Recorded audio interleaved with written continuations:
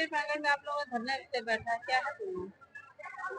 आज हम लोग अपनी मांगों को लेकर के जो है कलेक्टेड पर्सन में माननीय जिला अधिकारी महोदय के माध्यम से प्रधानमंत्री और मुख्यमंत्री को ज्ञापन दे रहे हैं, क्योंकि अभी कुछ दिन पहले सरकार के द्वारा ये आदेश जारी हुआ है फेस आईडी को लेकर के।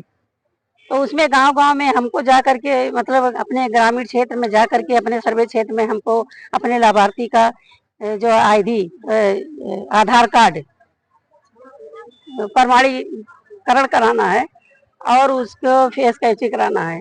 लेकिन उसके बदले सरकार इतनी जल्दी ये आदेश पारित कर दी और सरकार को ये नहीं पता था कि ये आंगनबाड़ी को हम ये सुविधा उपलब्ध कराए हैं कि नहीं कराए हैं।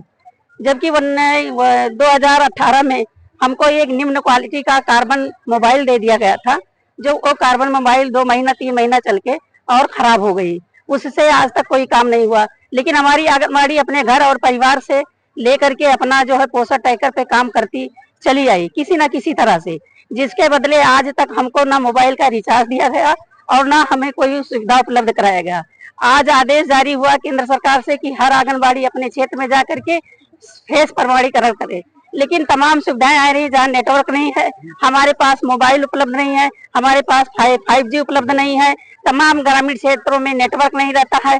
हमारी बहनों के पास वो सुविधा नहीं है जो उस 6000 मानदेय में ये 25,000 का मोबाइल खरीद करके और उसका डाटा रिचार्ज कराएं और अपने मोबाइल से क्षेत्र में जाकर के काम करें। उसी के लिए हम आज अपनी पीड़ा जिला अधिकारी महोदय के सामने आकर के हम प्रधानमंत्री और मुख्यमंत्री को ज्ञापन दे रहे हैं कि जो एसी में बैठने वाले अधिकारी कर्मचारी इस जमीनी स्तर पे आकर के ये नहीं देखते हैं कि आंगनबाड़ी उस ग्रामीण क्षेत्र में कैसे 6000 रुपए में किस तरह से अपने भरण पोषण अपने बच्चों का करती है, ये जमीनी स्तर पे आकर के कभी निगरानी नहीं की है। और अचानक हमारी बहनों पे दबाव डाला जा रहा है, उनको नोटिस दिया जा रहा है, उनको धमकी दी जा रही है, उनको मानदेय रोकने की, उनका सेवा समाप्त करने की धमकी जा रही है। ये कहाँ से न्याय संगत है?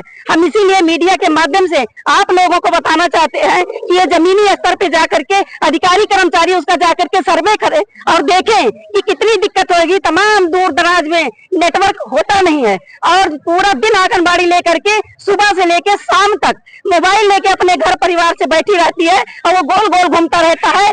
तमाम यहाँ CDPO और DPO हमारे अधिकारी भी परेशान हो गए हैं, लेकिन वो कहीं एक मुश्किल से 1-2 लाभार्थी का कहीं हो पाता है।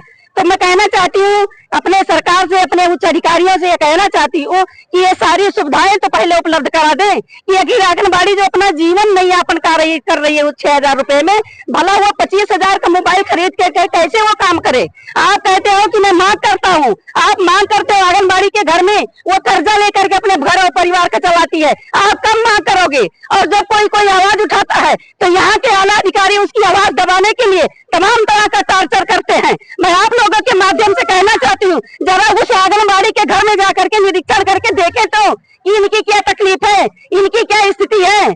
आप तो बैठ करके एसी में आकर के आदेश कर देते हैं, आप अपने कलम का पावर दिखाते हैं, लेकिन हमारी गरीबी और हमारी समस्या पे आपको ध्यान नहीं होता है। मैं यही आज लेकर के DM महोदय को, प्रधानमंत्री और मुख्यमंत्री को ज्ञापन देने आई हूँ अपनी बहनों के साथ। आपका मुख्य मांग क्या है, क्या चाहते हैं? हमारा मुख्य मांग है कि जो ये फेस कैप्चरिंग का हमको लगाया गया है, तो ये आज 2 साल 5 महीना हो गया और 2 साल 5 महीना में आंगनबाड़ी को 1 पैसे का रिचार्ज नहीं मिला।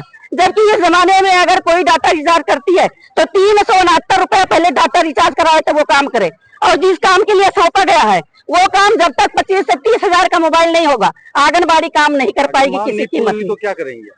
अब मांग नहीं पूरी होगी तो ये अपनी हट्टी सरकार है, ये किसी को नौकरी से बाहर करने की धमकी देती है, किसी को बर्खास्त करने की धमकी देती है। ये गरीब महिलाएं आकर के आज ये अपनी पीड़ा जिलाधिकारी महोदय के सामने रख रही हैं। हम चाहते हैं अपना शासन प्रशासन को हमारे जिलाधिकारी महोदय जाकर के हमारी बात को रखे तो, और नहीं करते हैं तो हम अपनी आवाज उठाते रहेंगे, हम अपनी पीड़ा कहते रहेंगे।